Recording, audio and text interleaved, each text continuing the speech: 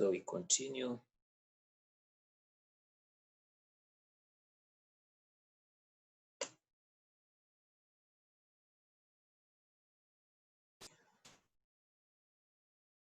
Somehow I want to rotate that arc and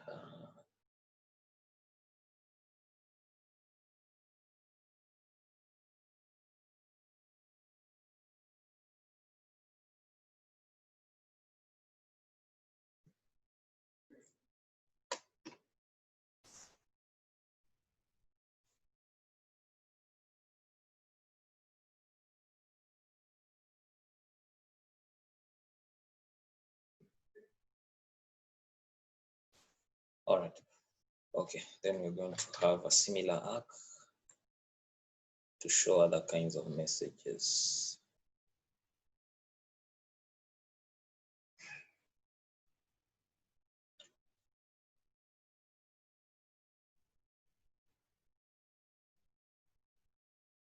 Okay, and another similar arc. Okay, this arc we're going to represent it, or let's just keep it there. So for him to withdraw money, he's supposed to enter the PIN after giving the bank card. What is going to be provided into the system is the PIN and the amount. So PIN amount. So we're going to copy and paste this, bring it here. All right, sorry. Let's first have that, yeah, PIN amount. And then we're going to rotate it, bring it here, have an arrow that points to basically that withdraw money module there. Okay, then if it is successful, then a success message. If the PIN is correct, the amount is sufficient, there's going to be a success message sent to the user. So copy and paste this arrow, copy and paste it again. We're going to use it somewhere. All right, and then of course it's going to look something like that, and it points to the user. Okay, so you need to have those arrows. Those arrows are very important to show the direction of data. Okay, so we're going to copy and paste this. We are going to have a success message, success withdraw,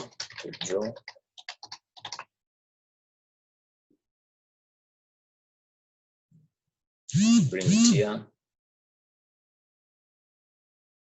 probably, yeah, just to ensure that we have something that actually, yeah, that way. Then we can have another one here to represent a fail, right? To represent a fail. Cool.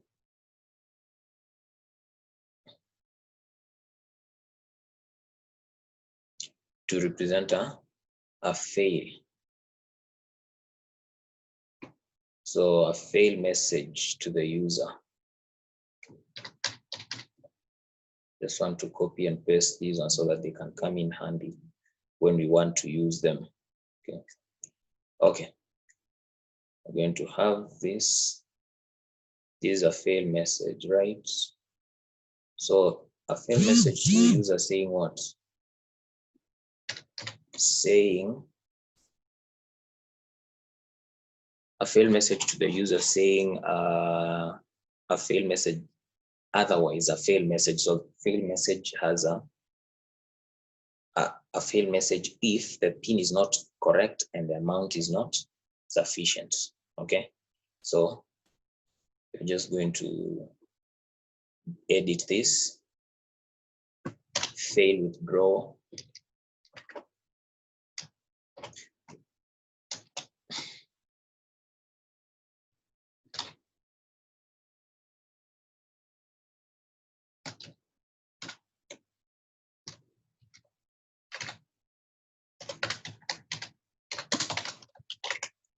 why? Because PIN is incorrect, amount is insufficient, and or PIN incorrect. That way.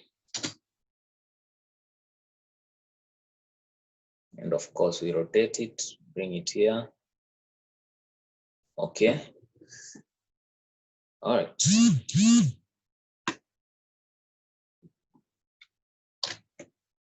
Then we can now have loans.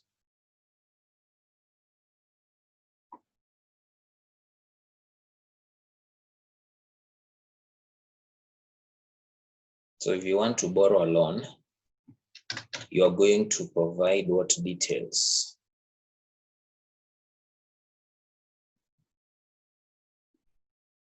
Let's start from here.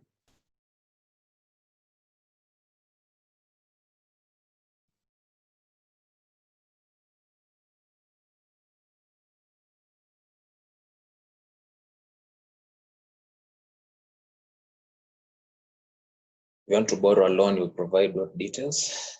You're going to provide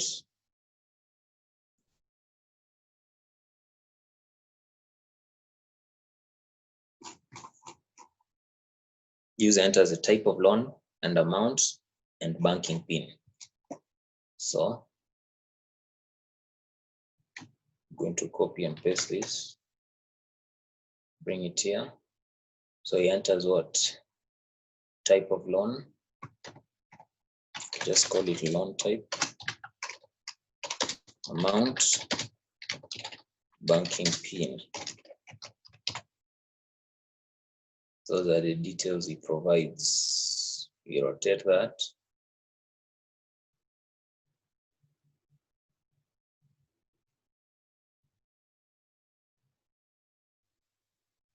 And then, yeah, loan type, amount, and banking PIN. Then if the details are correct, the credit history is fine, the loan amount can be actually given, then he will receive a message. Of course, he'll receive the money into the account that will be debited into the account, but an account is a database. So for us to represent databases, we normally use DFDs, okay? But in collaboration, we don't have such. So we have what?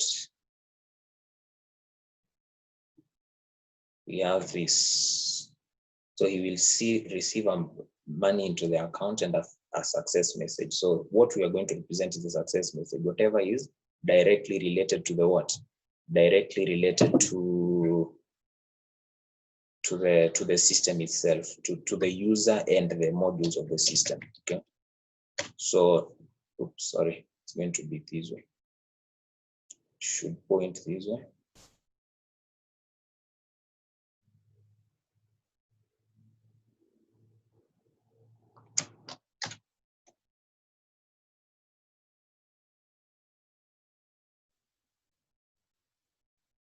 So success.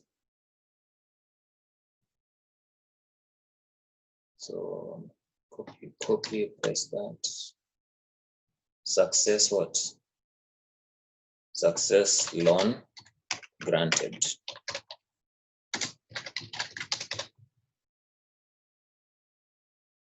So it's going to give him a message that your loan is successful. It has been debited into your account, right? So you're going to have that success loan granted. Then if it is not successful, then there needs to be a message, right? So a message also to show that the loan has not been successful. Okay. So I want to have this so that oops, sorry.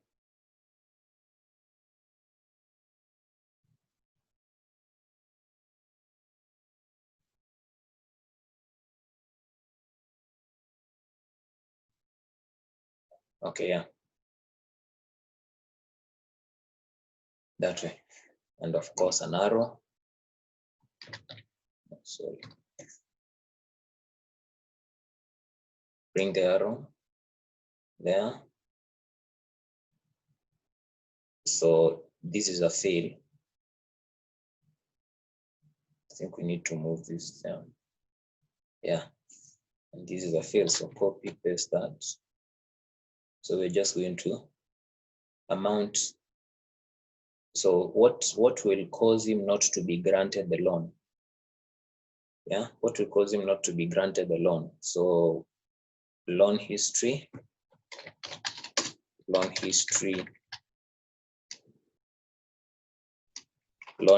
bad. I'm a loan history unacceptable. What else? Credit limits low. And what else? The details that are given there. What details? Loan type amount, right? And user details incorrect. So those are the things that will cause the user not to be given a loan, and then a fail message is going to be processed that way. I'm tempted to have that,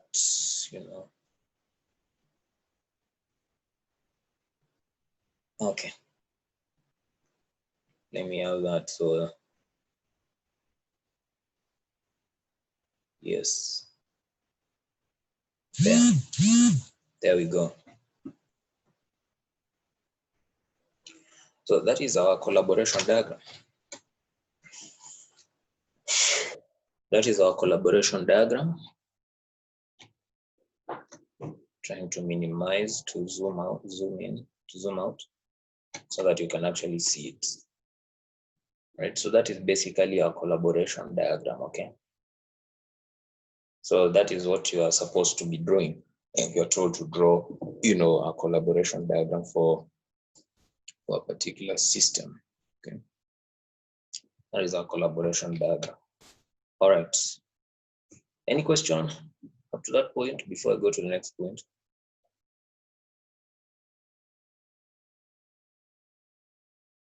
Any question?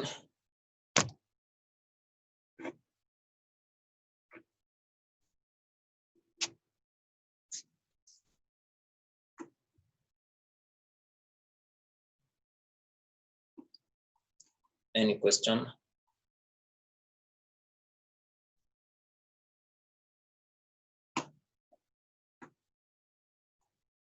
The silence means no question.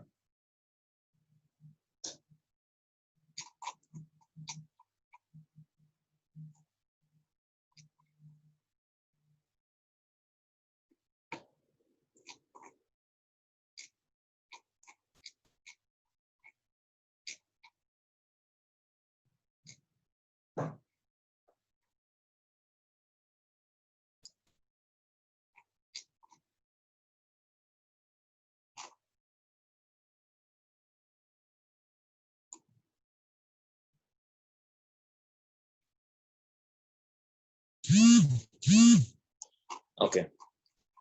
There is no question, then we are going to continue. So let's look at activity diagrams. Okay.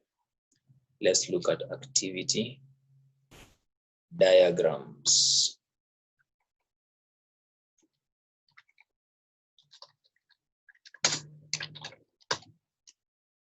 Activity diagrams. Now, activity diagrams are basically diagrams that depict the flow of activities which are ongoing in a system in a particular order. Now, you remember state chart and state transition diagrams. We were able to see how an object changes state from one time to another in the life cycle of a system, all right, or when the system is operational in an atomic ways. Okay, so when we are looking at activity diagrams, basically we are not looking at the change of states. I'm just using that as an example, but we are looking at the idea of grouping objects into the order in which they communicate. Okay, into the order in which they communicate, and also the different kind of operations in the order in which they communicate. We're together.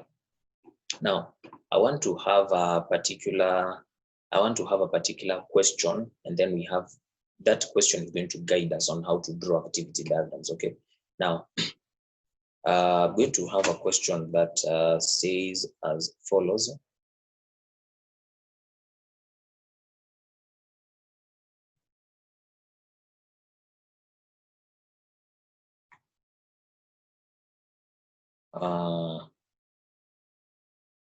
Where is just a minute? I'm trying to ensure that something happens here.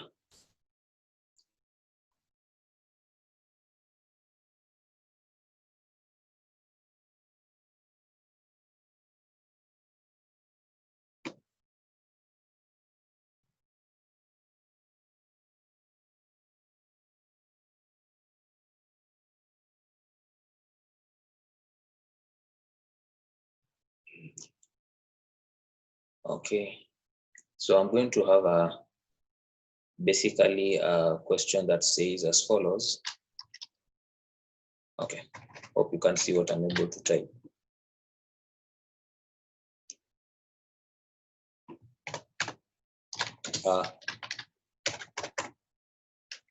Retail, an online retail system works as follows. Customer places an order. Customer places an order.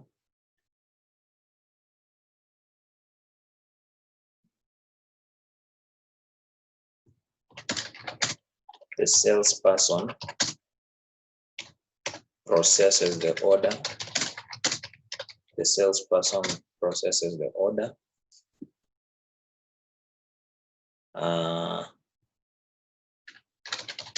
Then a delivery person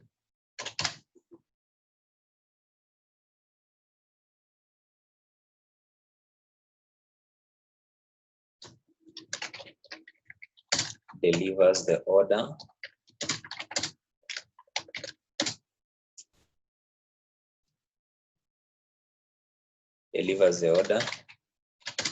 Then the salesperson updates the stock. Okay, then the salesperson updates the stock. The customer receives the order. Sorry, the salesperson processes the order, bills the customer, then a delivery person delivers the order to the customer with a bill. Okay. Then delivers the order to the customer. Then the salesperson updates the stock.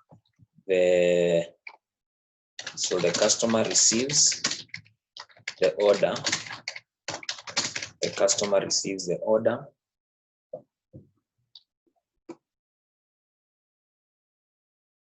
Pays bill, and the order is closed. Okay, so very, very simple program, a very, very simple system case scenario that says that it's just an online retail system where it's basically a simple online retail system where you place an order, the salesperson processes the order, bills the customer, then the delivery person bills the customer, updates the stock, then a delivery person delivers the order to the customer with the bill.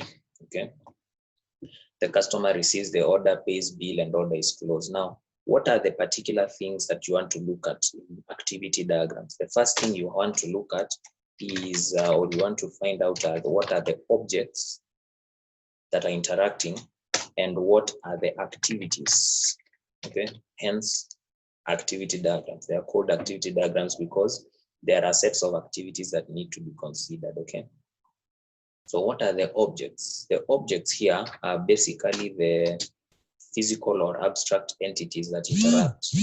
All right, so we have which objects? We have a customer.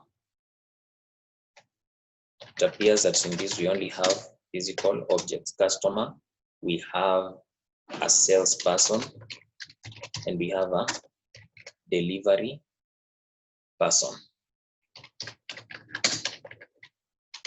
Those are the objects we have. What are the activities? The activities are places an order, so place order, place order. The other activity is process order. The other activity is bill customer or bill the order, whichever. Then updates the stock, update stock. Then a delivery person delivers the order, deliver order. Then the sales, not the salesperson, but the delivers the order to the customer together with the bill. All right, then the customer receives the order, receive order. Then he pays bill, that is still customer, pay bill, and then close order. Now, who closes order?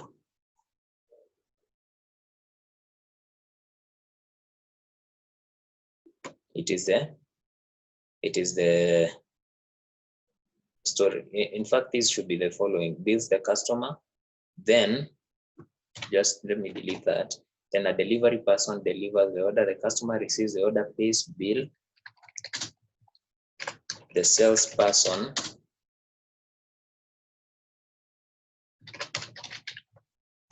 closes the order, confirms and closes the order, and updates stock. All right, that seems to be the more reasonable way in which this system could work. Yeah. In other words, after it's just like let's talk about something like GG, where you just make an order and then the goods are, the salesperson sends somebody, or they themselves, let's say they send somebody, so they send somebody to bring you the product. You pay hand by hand or M-Pesa, whichever you pay. After paying, then of course now it is confirmed to the salesperson, the person who was selling that product, that product is successfully paid. So that means now it needs to be, the stock needs to be updated. So if it was a computer, 5 computers, 1 computer has now been successfully paid for, then he updates. He closes the order. In other words, closing the order is something like giving a receipt or something like that. And then he updates the stock for computers remaining. So I think you understand how that system works, okay? Or you basically understand, you know, that case scenario in real life. So now how do we represent? The first thing you have to know, the objects are represented using names. Objects are represented using names. Okay. Objects are represented using names. Then the activities are represented using smooth rectangles with name of activity inside. Smooth rectangles with name of activity inside. So objects, we represented them using names. Okay. Then the order of activities are going to be arranged in a grid, which I'm going to show you shortly. Okay. All right. So now let's represent this system. So we are using this system for us now to see how normally works. Okay. So we are going to have, look at this, customer. We are going to have salesperson. Then we are going to have delivery person. Okay, that one. All right. Let me bring it there. Okay, there. Customer, salesperson, and delivery person. Just try to arrange it so that you can have more space. Then you need to have a grid. No? So how do you represent a grid? Basically, this is how. We just have, first take a, okay, let's have a very, very definite rectangle there. Okay. This rectangle, I'm going to say no fill. Just a minute. We're just going to no fill. And then we are going to add this particular data in this rectangle. Okay. So this rectangle is just for organization purposes. Okay. So I'm going to change the color to black.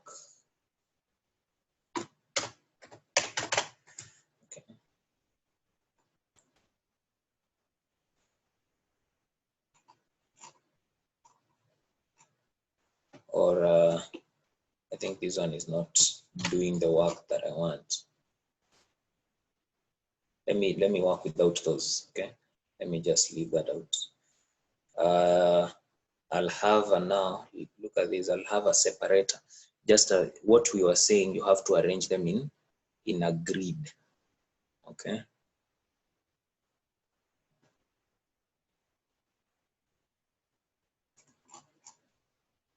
Or I'm trying to implement a grid. That's what I'm trying to do. Let me implement this grid using by inserting a table. Let me see how that will work out. A table with one column, or let's have 3 columns for the 3 objects. And then we are going to have only one. We are going to have only one. Okay, I'm going to delete that. So here, I'm going to have customer. Then here we're going to have salesperson. And here we are going to have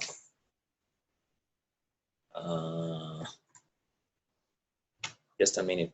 I'm trying to really come up with a, just bear with me, grid that looks good. Okay, so let me have a, of course, for you when you're drawing with your, probably with hand, it can be easier, but for me, I have to use the computer, so I have to change. I have to look for a way to basically develop in a way that you can understand. So let me have that. Yeah, that will look better. So we're going to have customer there. We're going to have salesperson, and then we're going to have delivery person. Okay. And of course, we are going to, let me center a line, yes, that way. So I'm going to increase that way. Okay, that looks better. Then, so I've created a grid. A grid is basically to show us the order. Okay, the order in which these things happen. Okay. So I'm going now to show how the order of activities look like. So we have said that the activities, we represent them using what? Smooth rectangles. And the other thing about activities, they have to be ordered in a particular way. They have to be arranged in the order in which they happen. That's the point. They have to be arranged in the order in which they happen. Okay. So the first activity was what? An online retail system works as follows. A customer places an order, so place order. So we're going to use a smooth rectangle. So looking for a smooth rectangle here. That's a smooth rectangle. No fill. You can see our time is elapsing. Then we are going to add a what? We are going to, a smooth rectangle is a rectangle that doesn't have sharp edges, okay? It it has smooth edges or smooth corners. So we add text here. We add, okay. Let me change the color to black. So place order that way. And we have to show using an arrow. So we are going to show this way. Okay. And it needs to be a straight arrow. Let me be careful to have a straight arrow.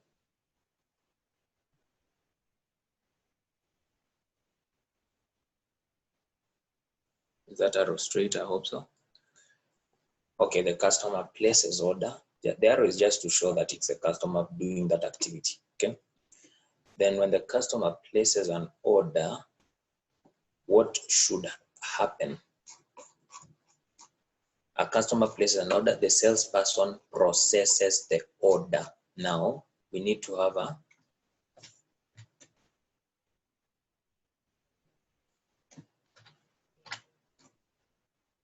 copy and paste. Sorry. Why am I not having the what I want? Copy, paste there. Okay. So let me just now have it here. Okay.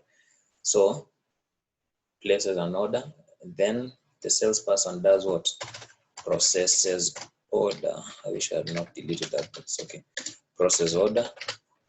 Then you need to show, the grid has to show the change from one object to another. So we are going to use a straight line to show the change from one object to another.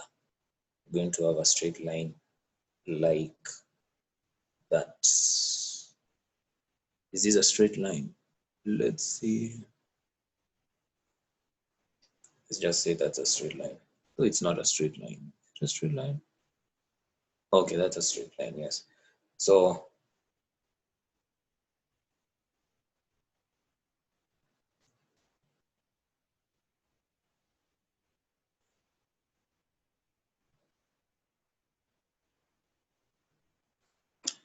and let's just say that's a straight line. We are running out of time, but I'm going to create another session when this one is over. So this one is basically to show now that there is a change of different objects are now communicating. I'm going to copy and paste, sorry, copy and paste it here.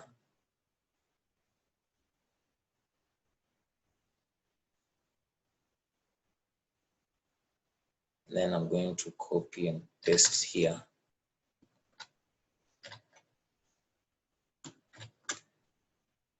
That way. So the salesperson is now performing that activity, processing an order. Then after order has been processed, the delivery person takes basically, I need to actually kind of reduce the size of these arrows because I can see our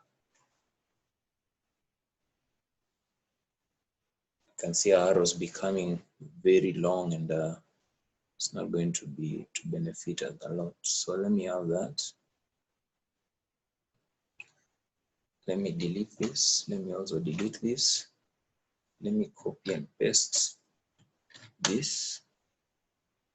Place it there. Let me bring it there. Let me copy and paste this. Have that. Yeah. Okay. So we have less than 5 minutes remaining. I'm going to create another session when it's over. So place order, process order. Can actually have it like that. Process order. Then after it processes order, what happens? Bills the customer, right? Process order, bills the customer. So of course, we are now going to show another. Look at this. Sorry. Copy paste it. So we're going to paste it here. Bill customer. Billing is basically generating something like an invoice, okay, to show that that particular product has been ordered. Okay, so copy, paste it here.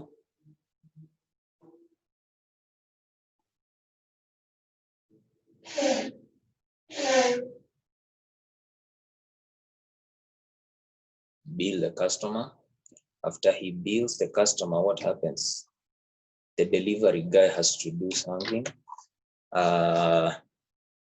Then a delivery person delivers the order with the bill. So delivers order. So I'm going to copy this, paste it somewhere there. This is basically to show that now it has transitioned from the salesperson now to who? From the salesperson to now the delivery person, the person in charge of taking the product to the customer, to his definite location. So we are going to have this. And of course,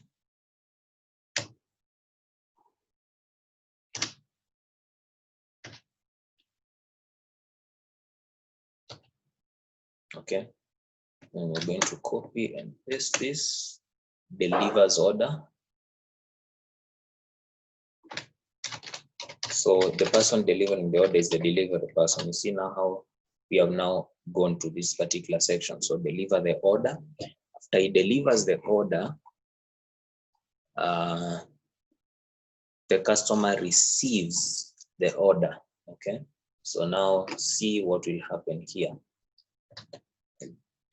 The customer receives the order. So look at, you see the line has to go up to the point where the customer is. So I think that's a straight line.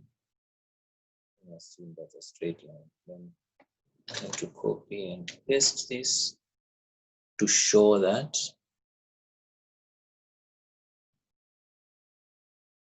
the customer has actually, to show the connection between order delivery and the customer receiving. Yes.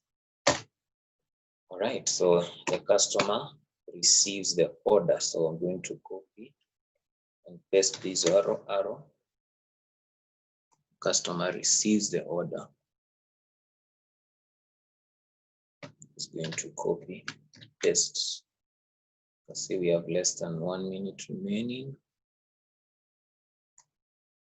Receive order.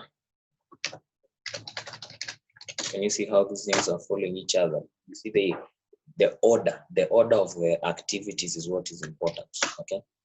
Then after receiving order, I think I have to increase this. After receiving order, what should happen? After receiving the order, he pays the bill. Okay, pays bill. Copy and paste it. Pays bill. Pay bill.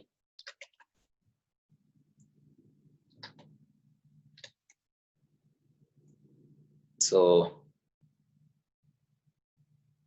he pays the bill. Then after paying the bill, what happens? After paying the bill, the salesperson confirms and closes the order. Right?